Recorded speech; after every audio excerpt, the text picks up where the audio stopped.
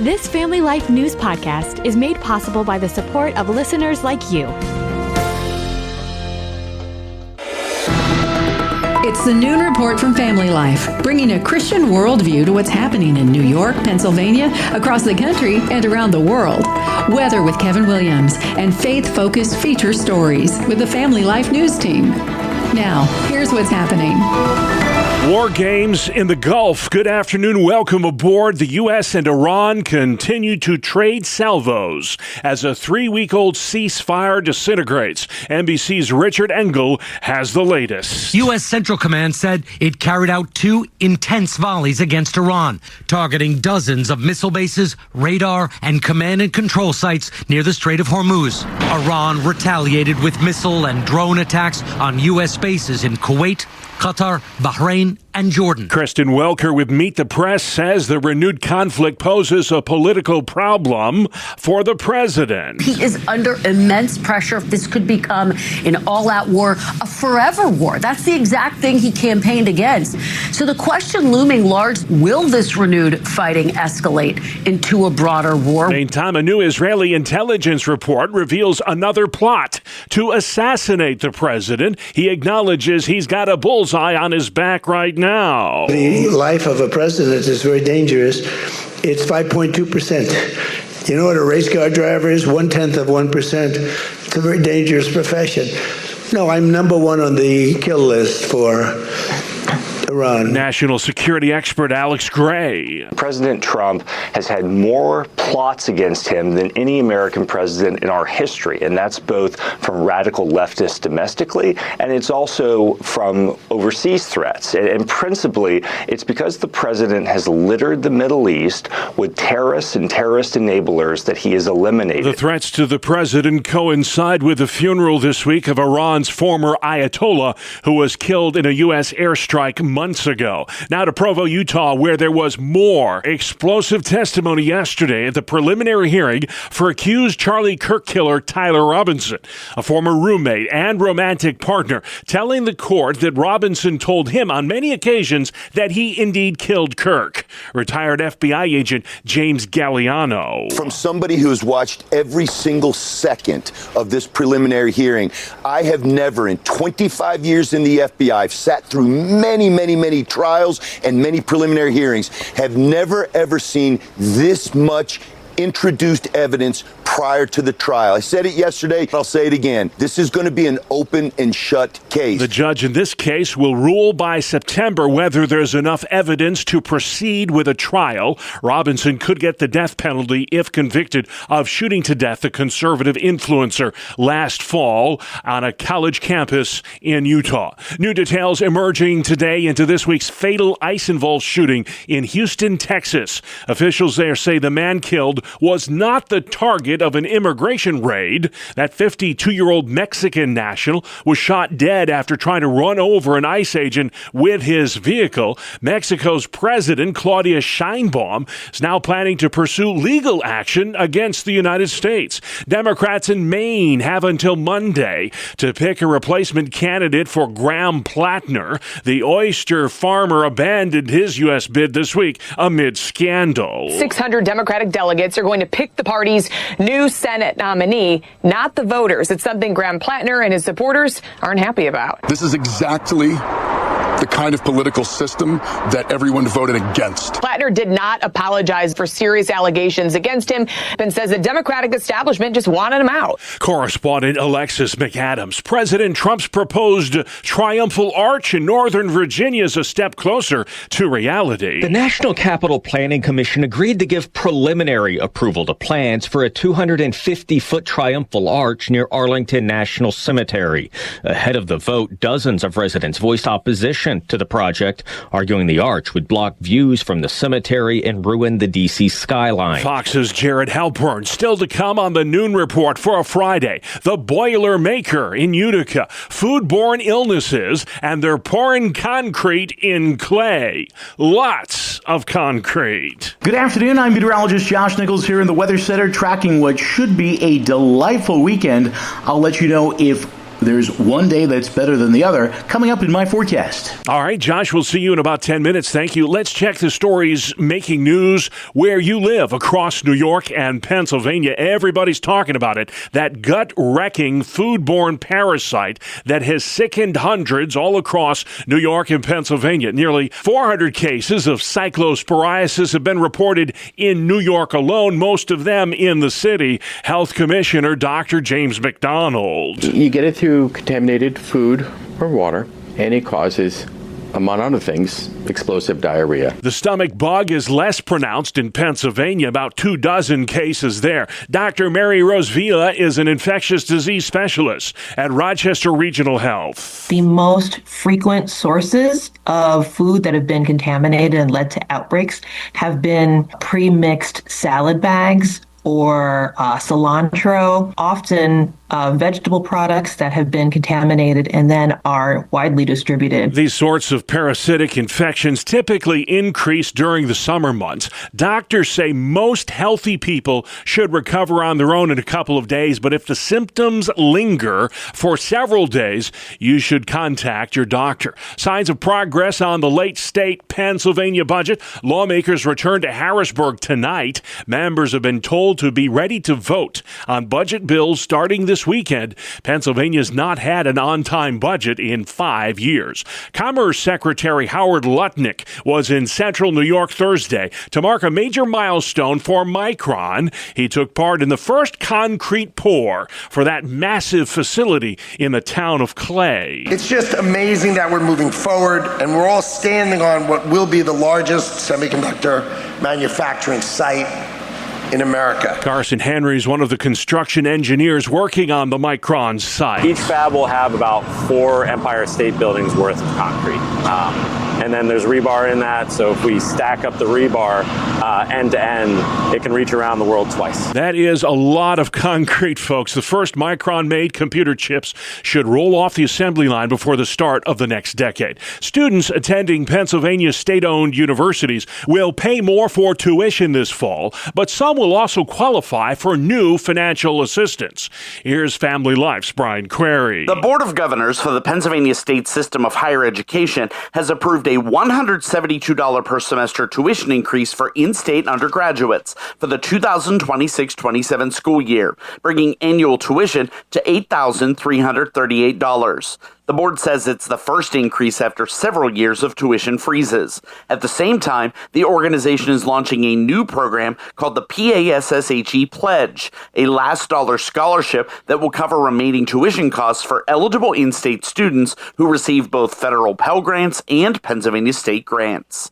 Brian Query, Family Life News. Thank you, Brian. A couple of Southern tier sheriffs are up in arms over New York's controversial bail reform laws. Steuben County Sheriff Jim Allard says these criminal justice reforms essentially tie the hands of judges. Judges are elected to use their judgment and what's going to keep their community safe. New York State does not allow that. With bail reform, now everything is regimented for the judges. They have the least say in a court hearing of anybody there. Chemung County Sheriff Bill Schramm tells WETM that bail reform is unfair to victims of domestic violence. The victims are the ones who are vulnerable. A lot of people are reluctant to come forward to begin with, but when you now say, well, just so you know, this person is going to be out in about less than an hour. So where's their protection? Case in point, a 5-time convicted felon who was out on parole was just rearrested this week in the village of Bath. Nearly 1,000 unionized workers at the Mount Nittany Medical Center in State College, PA, will be going on strike at the end of this month. They're demanding better pay, better benefits, and better working conditions. Melissa Krause is a registered nurse at the hospital. When one department is short-staffed and wages are not competitive, we all feel it. Duties are added to my list as a nurse, and it takes away from the heart of nursing, bedside patient care. We are all here today because Mount Nittany needs to invest in all of us who make this hospital an excellent place to provide health care. The hospital says it does have a contingency plan in place to ensure patient care is not disrupted by the 5-day work stoppage. It will begin July 27th. All those who currently have medical appointments at the hospital should keep them. There's been another tragic drowning of a child in the Family Life listening area, this time near Binghamton. Happened Wednesday afternoon at the Binghamton Country Club. The 11-year-old boy was found unresponsive in a pool. 2 weeks after an arson fire killed 6 at a Knights Inn in Endwell, New York, state lawmakers are sounding the alarm about the lack of emergency housing for people in need. Democratic Assemblywoman Donna Lupardo. We can spend a lot of time unpacking all of these barriers. If we have all these resources available, yet there are barriers at every system that we encounter, that's what the frustration is about here. There's no one to blame.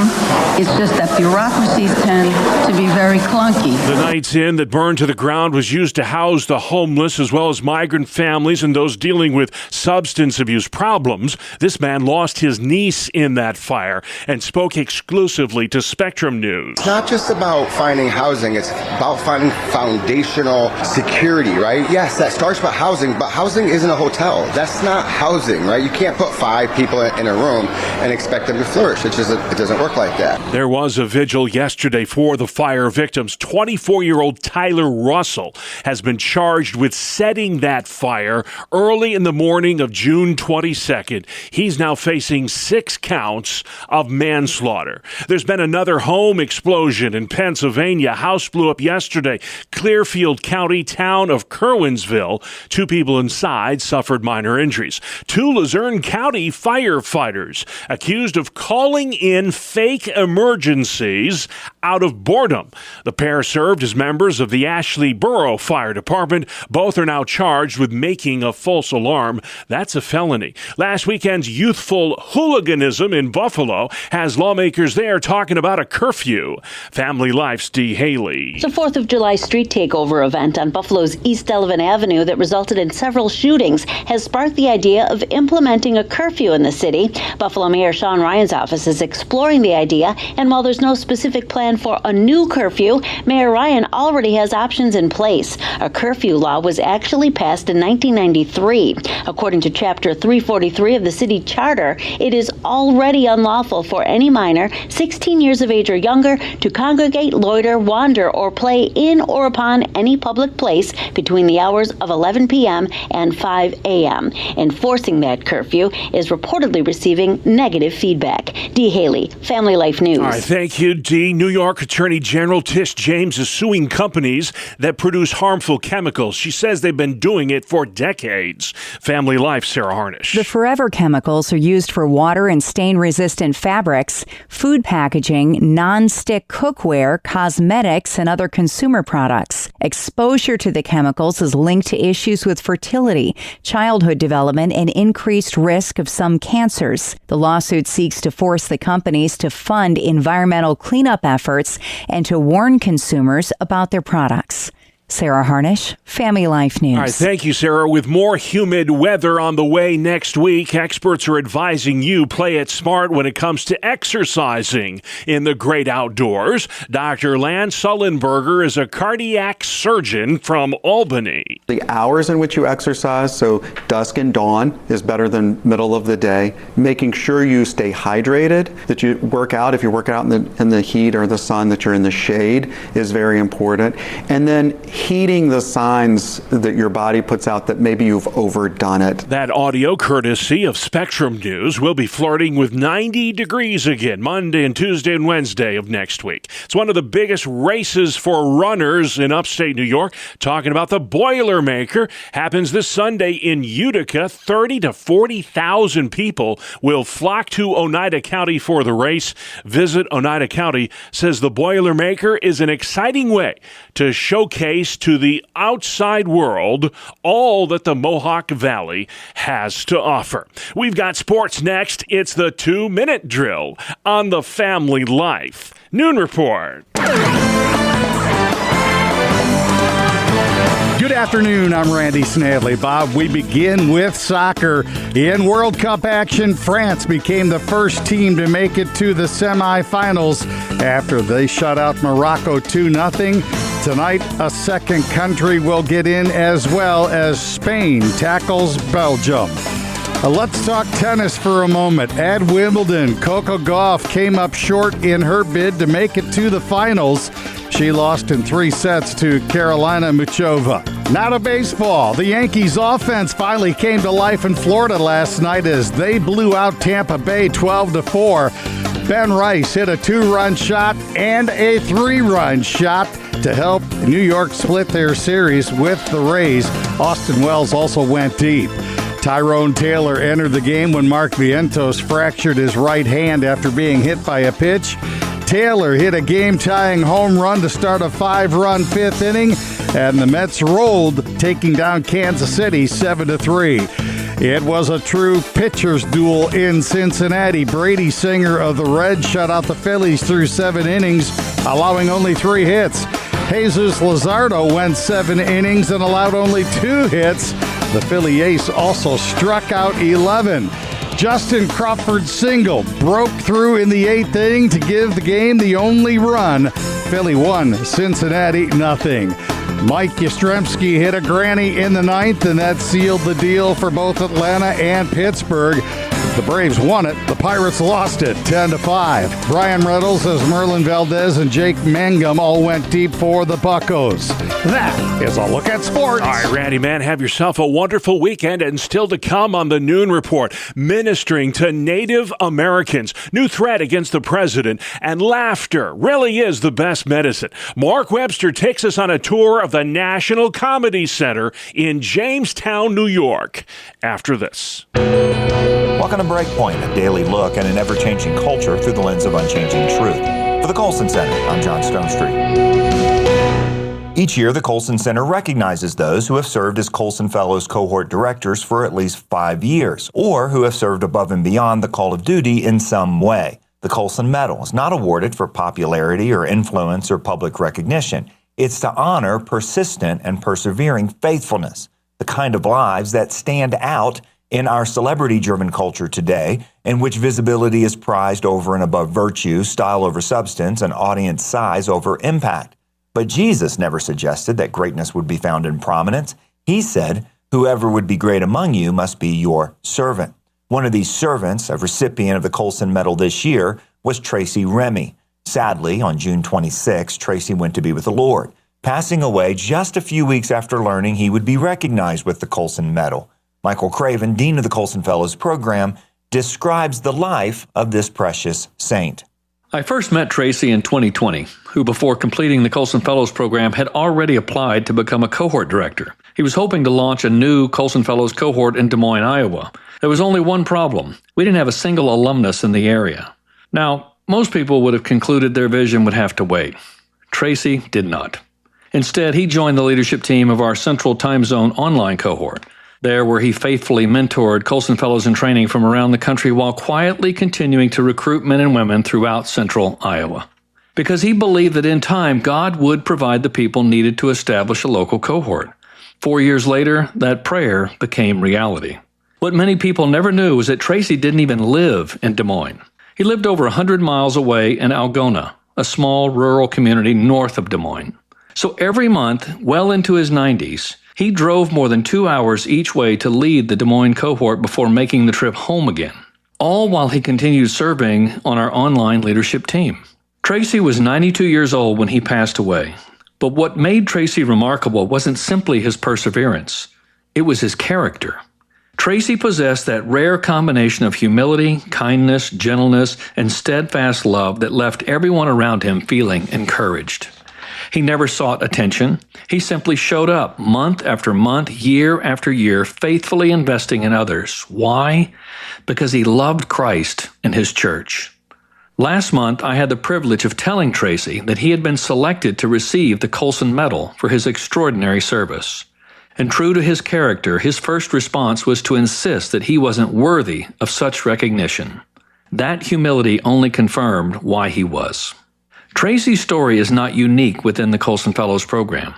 Today, more than 1,200 Colson Fellows volunteer their time to serve other believers through regional, online, and international cohorts, as well as church and academic affiliates across the U.S. and around the world. In a cultural moment captivated by influencers and the number of followers, these men and women remind us that the church has always been built by servants more than celebrities.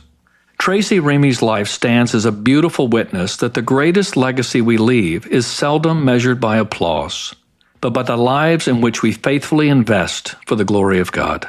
One day, every follower of Christ hopes to hear the same words spoken over a lifetime of quiet obedience. Well done, good and faithful servant. Enter into the joy of your master. Thank you, Michael, and thank you, Lord, for Tracy Remy. For the Colson Center, I'm John Stonestreet with Breakpoint. And for more resources or to share this commentary with others, go to colsoncenter.org/radio. Thanks, John. Outside next, weather where you live on the Family Life Noon Report. Good afternoon. Here is the Family Life Weather Report. We do have a cold front that'll be slicing through the area this afternoon, setting the stage for a couple of scattered showers and maybe a thunderstorm containing gusty winds and a downpour. For tonight, we could find a shower or thundery downpour around into the evening, the low temperature into the low and mid-60s, and then we should find a fair amount of sunshine for Saturday. Your top temp close to 80. Sunday and Monday bring ample sun, highs in the mid-80s. All right, thank you, Josh Nichols at the Weather Center. This is the Noon Report on Family Life. I'm your host, Bob Price, and here's what's going on Friday, the 10th day of July. As we head into the weekend, a warning about a parasitic infection that's making life miserable for a whole lot of people. That foodborne illness has sickened thousands in 30 states. ABC's Jim Ryan. The CDC is trying to trace the source of the cyclosporiasis that has sickened over 1,000 people in Michigan alone, but with cases reported in 17 more states.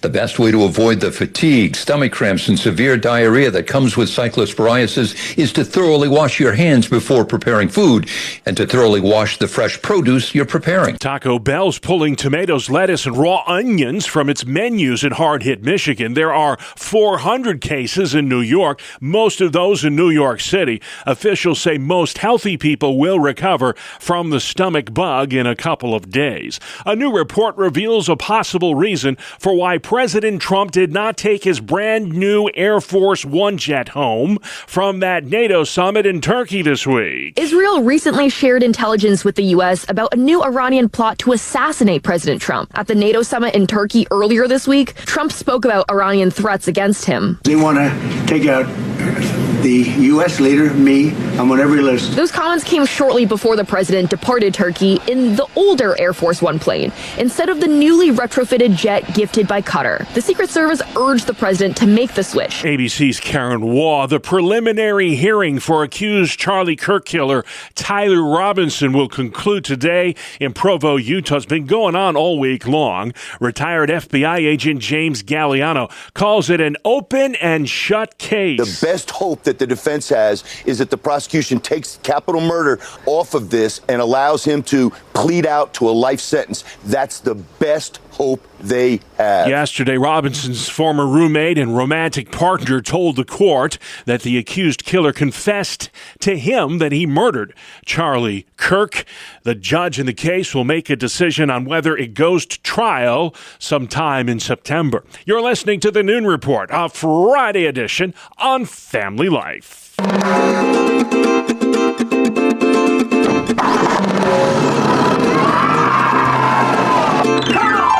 Welcome to Family Life Staycations, a summertime feature where we highlight great places to visit around the Family Life listening area. I'm Mark Webster, and this week we're off to Jamestown, New York, home of the National Comedy Center and the annual Lucille Ball Comedy Festival. Why don't you join the thousands of happy, happy people and get a great big bottle of Mida Midgeman? Remember that name, More about Lucy in a bit. Our guest is the National Comedy Center's Marketing and Communications Manager, Megan Eckwall. The National Comedy Center opened in August of 2018, And the Comedy Center is in Jamestown, New York, because it's Lucille Ball's hometown. It was truly her wish, her vision, the city of Jamestown become a destination that celebrates comedy as an art form, as well as a platform for rising voices within the comedy industry. Lucy certainly is an iconic figure when it comes to comedy. We'll talk more about the festival in her honor coming up a little bit. Was there any such thing as a museum of comedy before this? There really wasn't. And that was some of the initial feedback we got when we began to tell the world of our intentions to create this place. There was not an institution preserving comedy specifically in the United States. Comedy is just so interwoven into our lives. I mean, in the state of the world right now, we've never had a greater need for a laugh. That's really true. Comedy, it's an art form that helps soothe us. Laughter is just so healing and wonderful. Tell us a little bit more about the Comedy Center. I know there's a lot of hands-on interactive exhibits that people can enjoy. So when you walk through the doors at the National Comedy Center, your first prompt is to create a sense of humor profile. So you're going to tell us who some of your favorite artists are. And as you progress through the museum, engaging with exhibits that celebrate stand-up comedy, late night, sitcoms, movies, we're able to read your sense of humor profile and align the content being served to you with what hopefully makes you laugh. You also have a chance to create some of your own comedy content. You can create a cartoon strip, try your hand at comedy karaoke, as well as insert yourself into some iconic comedy moments in our green screen booth exhibit. That brings up a good point. I mean, comedy comes in so many different forms. There's all kinds of different ways to be funny. Yeah. Some people are offended because we talk about radio comedy. Radio and cartoons were some of the first ways that comedy really entered people's households. And of course, today we have podcasts, and we kind of track the evolution of audible consumption of comedy. We actually have an iPod on display, and some people get really offended because it's a relic from their very recent past. You mentioned, radio, and that gives us kind of a natural segue into Lucy, who is kind of the founder of the feast. I'm old enough to have grown up watching Lucy on TV in black and white at first, and then later in color. Dating myself a bit there, but Lucy, for a younger generation coming into the museum and the Lucy Festival coming up in August, her comedy, even though it was quite a long time ago now, still transcends. It's still funny. It is still funny, and it consistently ranks top of the barrel in terms of sitcom comedies, television comedies. And even if you don't appreciate I Love Lucy, which who doesn't, really that program changed how we consume television, even today. It's so interesting. The Lucy Desi Museum, which the National Comedy Center does operate, we offer a dual admission ticket to both museums, which are 3 blocks apart. It really does an excellent job of telling that story of Lucille Ball and Desi Arnaz, as well as the I Love Lucy program. Now, this is I believe the 35th annual Lucille Ball Comedy Festival. Such an impact, not only in Chautauqua County and Western New York, but all over the world. What sorts of things can Lucy fans or would-be Lucy fans expect to see at the festival? I think we've outdone ourselves with the lineup this year. We have more than 50 events happening during Festival Week, which is August 6th through 9th. That's a Thursday through Sunday here in Jamestown. It's a mix of some of the top names in stand-up comedy and some rising stars within the industry.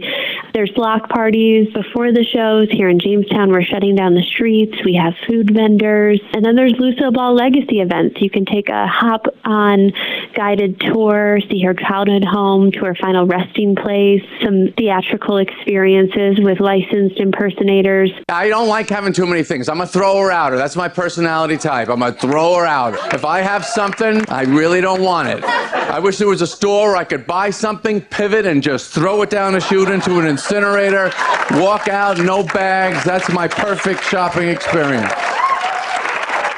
Seinfeld coming in, Mel Brooks donating his archives. The comedy community collectively in its different forms really has embraced the Comedy Center and the festival, hasn't it? They really have. We've built an excellent reputation for ourselves within the industry over the years. So our hope is that some of your listeners will join our audience this year and get tickets to one or more festival events or visit the museum. And all of those tickets can be purchased at comedycenter.org. Sounds good. And I guess just final question, we'll just wrap it up with a bow here. Somebody coming to the Comedy Center and or the festival, what can they expect there in a nutshell? I love reading our Google reviews where we routinely have people comment that they were just blown away by the experience, and it was far better than they could have imagined. We actually just won Best Pop Culture Museum in the country by USA Today. We've also won Best New Museum. So just expect to laugh. People often don't expect to laugh when they visit a museum, and you're going to. That's Megan Eckwall, Manager of Marketing and Communications for the National Comedy Center. And this has been Family Life Staycations, a weekly summertime feature highlighting great places to visit around the Family Life listening area. Please join us again next time as we hit the road for another Family Life Staycation. All right, Mark, can't wait to see where we go next week. All our staycation destinations, by the way, are available online anytime. Just go to Apple Podcasts, Spotify, YouTube, or FamilyLife.org. And finally, at noon for a Friday, all this week, a ministry for Native Americans has been sharing the gospel to Native Americans on reservations in Western New York.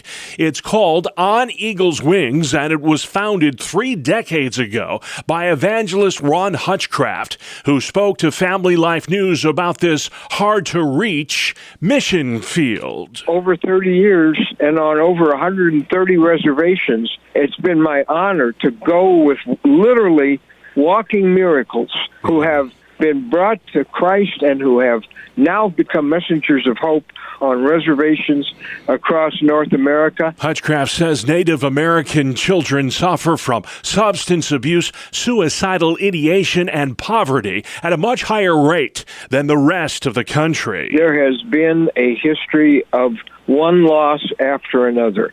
You're talking about a people who have lost their land, lost their language in many cases, lost their lives.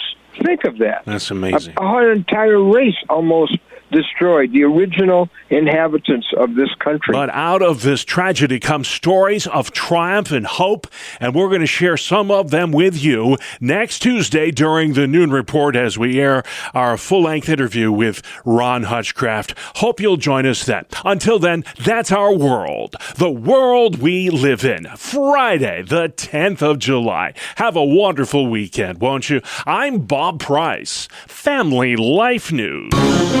You've been listening to the Noon Report, heard weekdays on Family Life. Thank you for listening. Thank you for listening to this Family Life News podcast.